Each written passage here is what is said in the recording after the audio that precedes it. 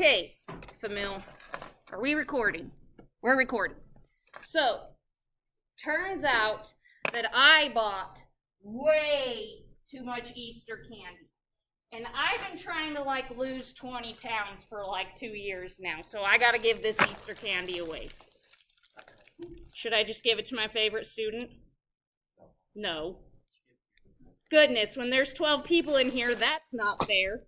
So let's randomly draw y'all's name to decide who's going to be getting this candy. So on the lined side, write your name. If you have something different, then just write your name wherever you would like. Write your name. Get going. Go. Lined side. Let's do this. Let's win this candy.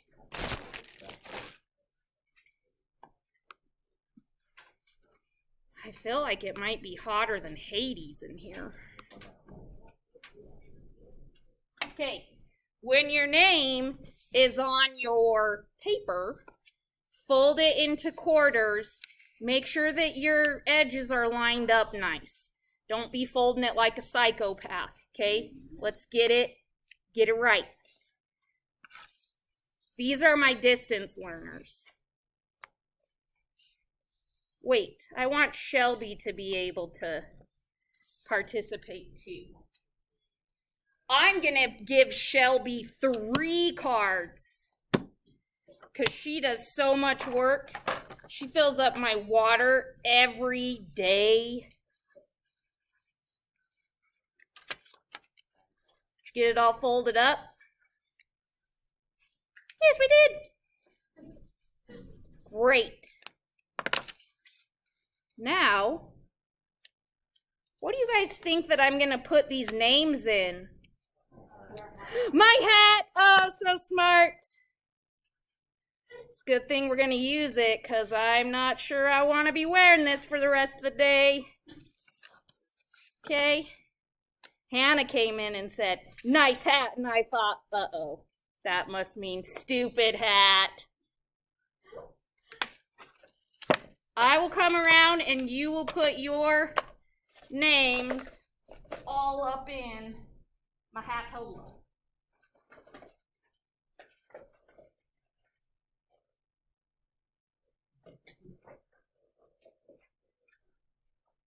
Oh, bash Ernesto, a little too aggressive with my hat. Awesome. What do you mean? No, but in a second you can go down to the office and I'm pretty sure they have a bunch. If you ever had Miss Jones, she has a bunch. And then I'm supposed to shake my hat, right? Well, let's talk about this. Is this a good situation I got going on in my hat? No. I gave Caleb a big old giant piece of paper. Big old giant one. The chances that I'm going to pull out Caleb's name are very high now. Because his paper's ginormous. I gave poor Vincent a regular piece of paper that was index sized. His was at the bottom by the time I shakied all of it up. His poor little paper's now in the bottom because all these cardstock index cards pushed it down. Well, let's say that I'm going to look when I draw my person. I feel like even though I'm trying to be random, I would be very drawn to draw out this white one. Know what I'm saying? This one's Hannah. So, the point of this all, and I'm sure you guys are recognizing, is if we're going to do hat method, one, we probably shouldn't be looking inside the hat when we're doing it, right? Because even though we're trying to be random, there is a strong tendency to choose ones that stand out. The other thing is, even if I'm not looking, I need to be really careful that your guys' papers are all the same size, same weight, same color, so that this truly is fair. Does that make sense? Yes? So, and even though you guys probably wouldn't cry if I left 3 of Shelby's name in. Is that fair? No. If I was about to give you guys $10,000 instead of a bag of candy, would you care? Yeah. You'd be like, ma'am, I think Shelby's name only needs to be in there once. So, I am going to change Shelby's to the people's who I messed up. So that was Hannah. Who else? Vincent and Jacob. Yes? Caleb. Vincent, Caleb. The letters are similar, okay? Just in my mind. There's a lot of K's and No's and B's. Jacob, Hannah, Caleb. And then we got a shaky shake, yeah? Like a lot. Like a lot. I should have another top hat so that I can very aggressively shaky shake. Okay, look away. Look away, teacher. Okay, the big bag of candy goes to... No. That was a distance learner, but he hasn't done his work in like 10 years. Jose, it was you. I'm sorry. You just been a little behind lately, okay? So you might not watch this for 2 months, and then your candies are going to be expired. And then they're sitting here in my room for 2 months, and then I'm going to eat them all. And I'm trying not to eat them all. Love you. I'll give you some candy when you come in. Okay, what? No, this is Jose's. Nope, it's not. It was Maddie's. It fell out. That would have been really sad. Huh? I know, that would be sad. This one, nope, I gotta draw it out. I was gonna use that one, but that's not random, Shelby. Okay, this one's the one. Seriously, it was Maddie. Swear. Okay, so Maddie gets the big bag. Ta-da! Okay, so now that we've gone through that process, does it illustrate a little bit more why identical slips of paper are very important when you're using hat method? Yes? So do not despair. I have candy for all of you, just not a big old ginormous bag. And if you're a distance learner, I'll save candy for you and not eat it. Okay, so your homework was to finish the check for understandings for describing bias, and these are posted.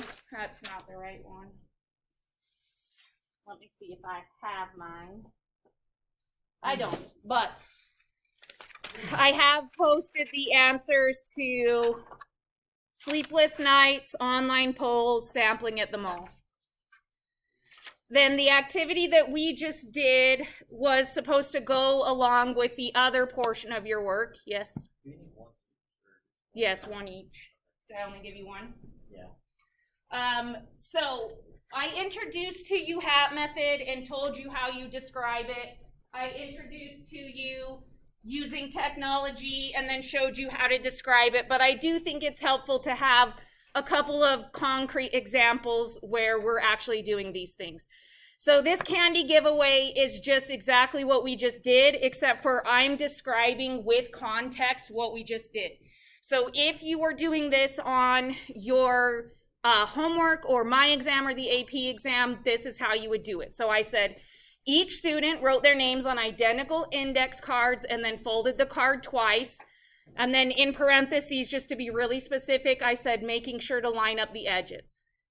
Ms. Vore walked around the room and let each student put their name in a plastic top hat. I shook the hat. I selected one folded index card from the hat. The student who wrote their name on the card got the candy. It was Maddie.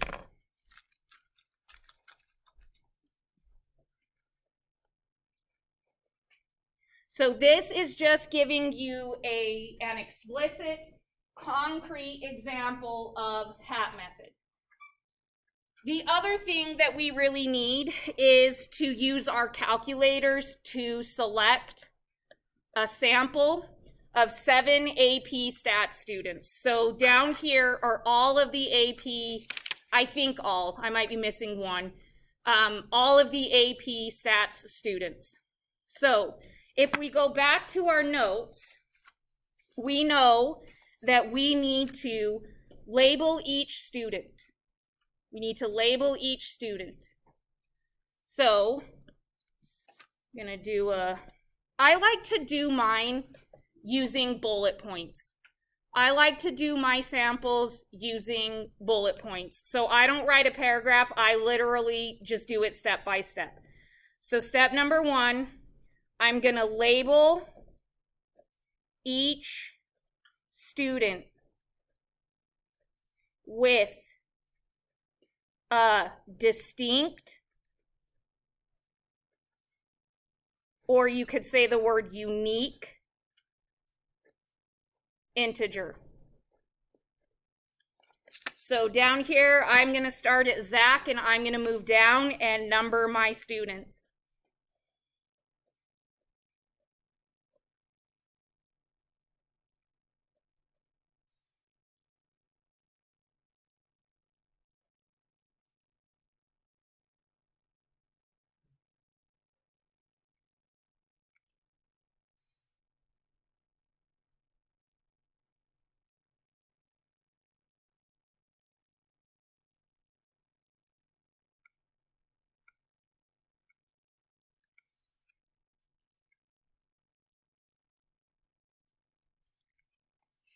I got 36.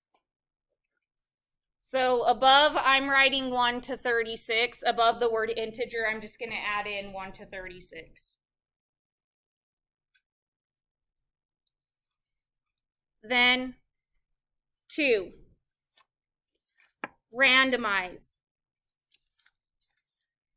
I will use my calculator to select my sample. Then, depending on what calculator you use, you are going to write down the steps or the buttons you press to do this. So I'm going to use the older one because most people have the older one. So I hit math. So this is your select. So maybe I should write a bullet point that says select. And then underneath, I'll write my buttons. Math. Arrow over to, for me, it's capital PRB. Then I'm going to choose option 8. Then my screen says rand int no rep. My lower bound is 1, my upper bound is 36. If you have a newer calculator, you can use your stats wizard and it will let you put in lower bound, upper bound, and n. So you need to write what you're seeing. So 1, 36. Enter. Now, if you have this older one, what it has done is taken those 36 unique integers and just ordered them randomly. So if you have mine, you're going to write, I will use the first 7 integers listed.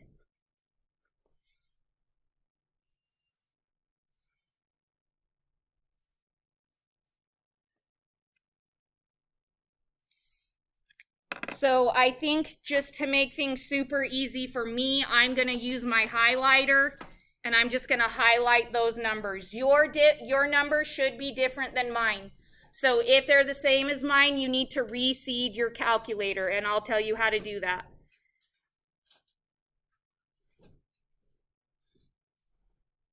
You can just circle yours if you want. You don't have to highlight. It's just whatever works easiest for you.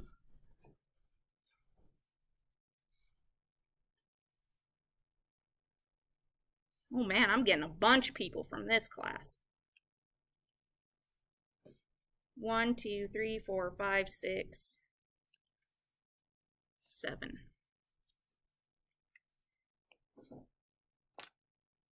Yes. The commas above the 7.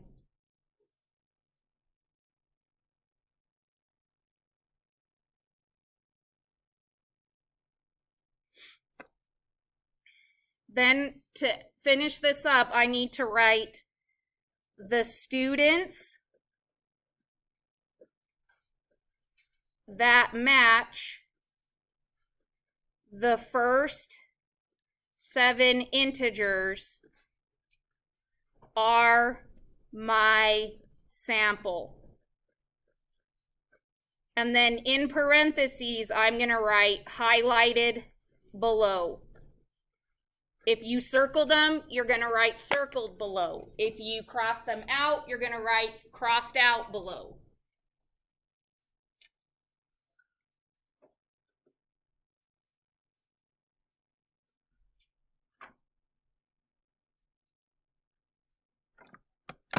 You're hanging in? You're okay? Okay, so this first page is trying to give you an opportunity to use context and really generate a sample for yourself so that you're not just making up things that you've never really tried. So I'm going to move on to page 810, and this time I want you to use a website. So I'm going to pause my video for just a minute while everybody has the opportunity to get their Chromebook out and wake it up. Okay, so number 3 says find or use a random number generator online to select a simple random sample of 20 Cypress students from the table below. Describe the process in detail. So step number 1, it's exactly the same as the last time. Label each student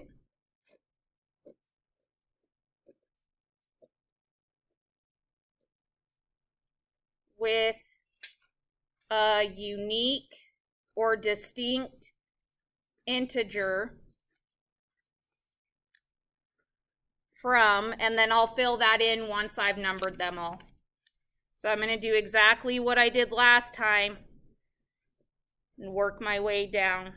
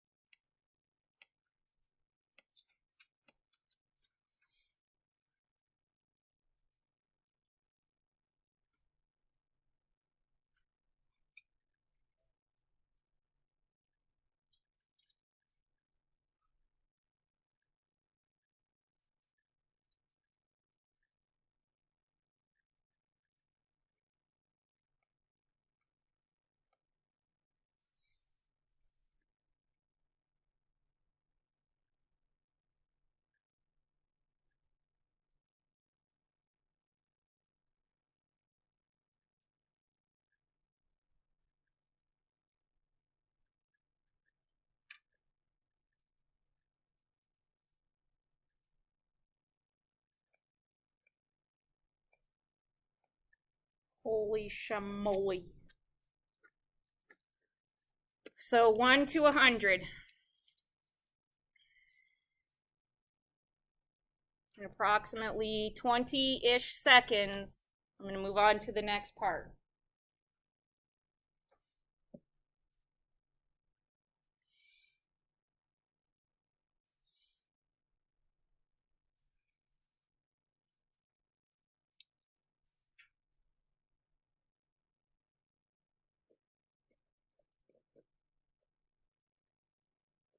Okay, so on my next bullet point, this is label.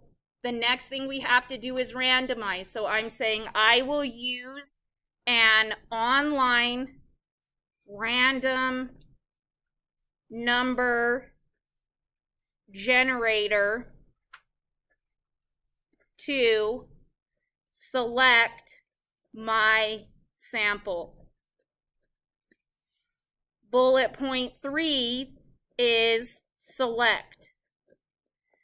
So if you're going to Google random number generator, then what you're saying is Google random number generator. So if you do that,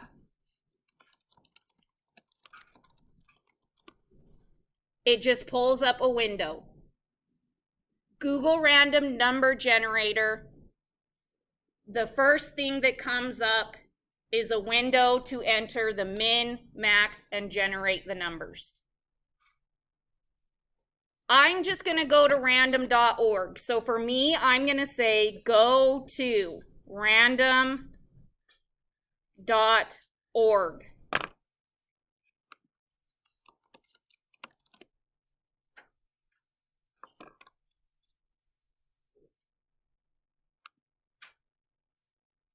Then I'm going to say in the box on the right side of the home page, I entered min 1, max 100, then hit generate. So my first person is 83. So I'm going to highlight. If you want to circle, then you circle. Sorry, distance learners, you can't see anything I'm writing.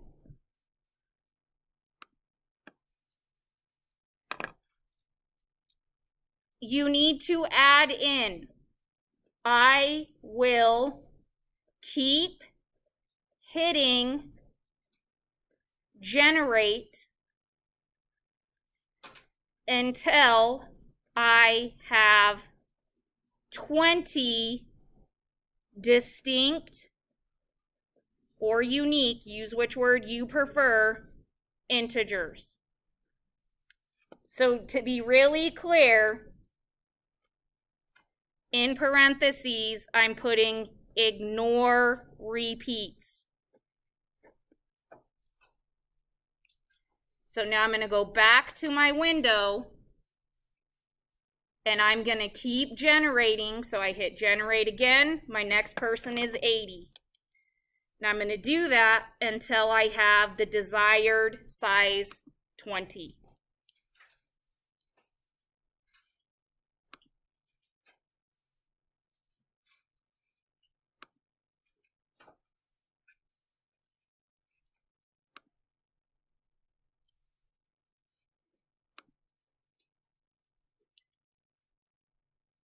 Did I already get a duplicate? Yikes.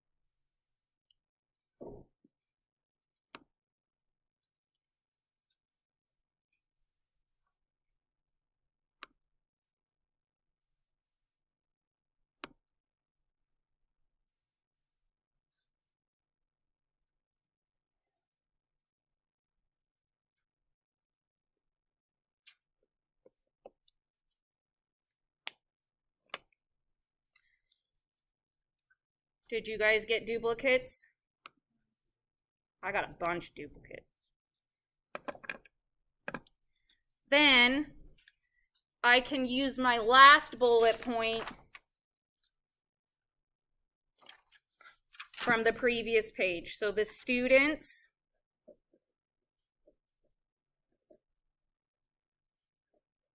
that match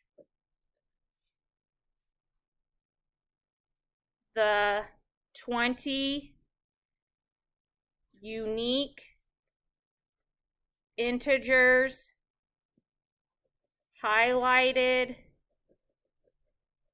below are my sample.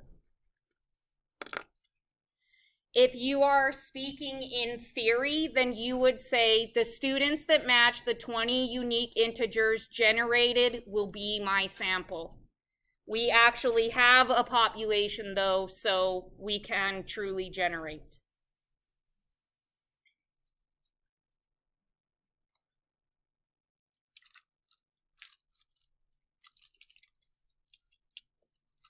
In about 10 seconds, I'm going to add some things.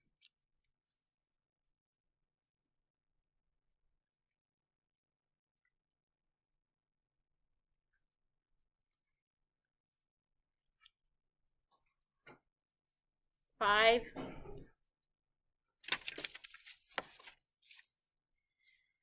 Okay, just to make sure that we're all clear, we are able to do this because we have a population and a sample. So in the candy giveaway problem, our population was 14 students. It's all of you sitting in here plus Shelby plus 2 online learners. Our sample size was 1. For our 7 AP Stats students, N was 36, little n was 7.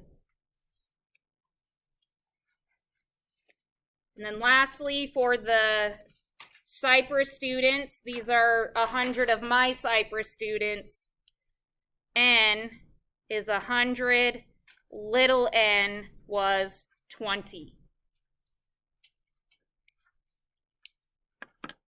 So hopefully this helps give you a little bit of experience in selecting the first 2 kinds of simple random samples we've discussed. So for me, HAP method is always the easiest and always acceptable to answer on a test unless they tell you to do something otherwise. 2 is using technology. 2 is our calculator. 3 is a website. And then in my notes, I wrote, remember, only describe a process if you get to choose. Only describe a process that you actually use. So if it just says choose a random choose a simple random sample of 10 things, only describe a method that you actually use or feel comfortable with. Now, most of the time, if they tell you what method to use, they are telling you to use random digits. And that is the last thing we're covering today. It is on page 811. That is lesson 83, part